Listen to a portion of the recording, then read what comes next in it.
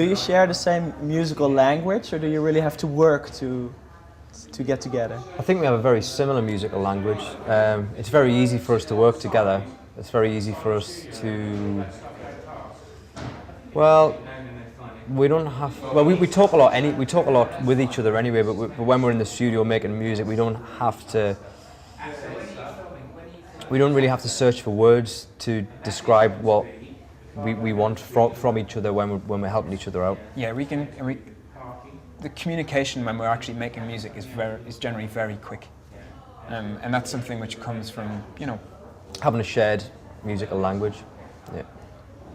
So it's just there's a line between the two of you. You don't have to talk to understand. A little look, a little few notes on the guitar, funkier, a little straighter.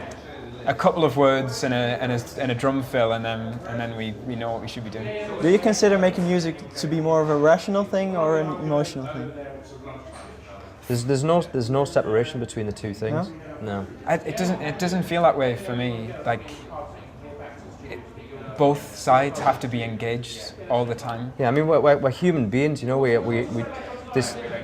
rational and emotional side are all aren't separate for me. They are part of what it is to be a human, and one without the other, you're either a robot or you're an animal. Wow. What? Anyway. The reason I ask this question is because your music, when you hear it, you can hear that it's really well thought about.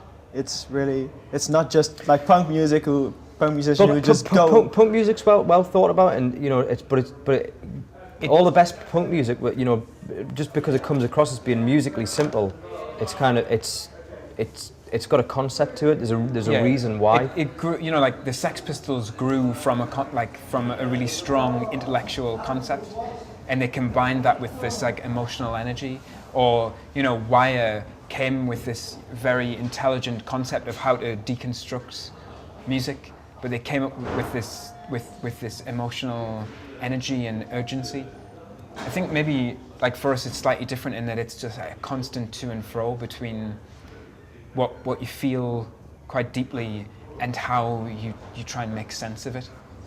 That's kind of the story of what we do. It's like constantly trying to make sense of all these things we feel and trying to represent that in the music. While listening to Plumb, I was really imagining you two sitting in a car listening to the pop radio, a Rihanna song or something, and how you would react. How do you react to that sort of music? It depends. I mean, depends whether it's good or not, really. Or it depends whether I like it. I get bored quite easily with music that I can understand straight away.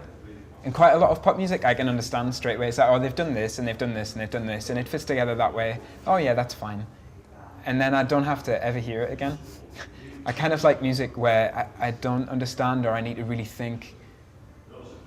So, some music has like this immediate emotional pull, but it's usually because I want to understand more. I want to hear it again. I want to try and like get deeper into it.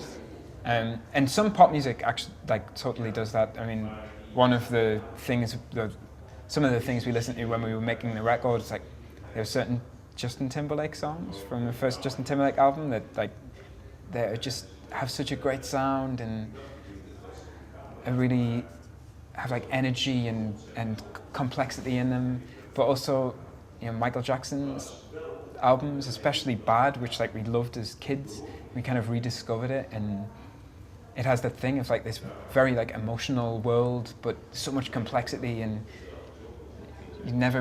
you don't know quite what's going on, and you really want to like explore it. And that's what works for me.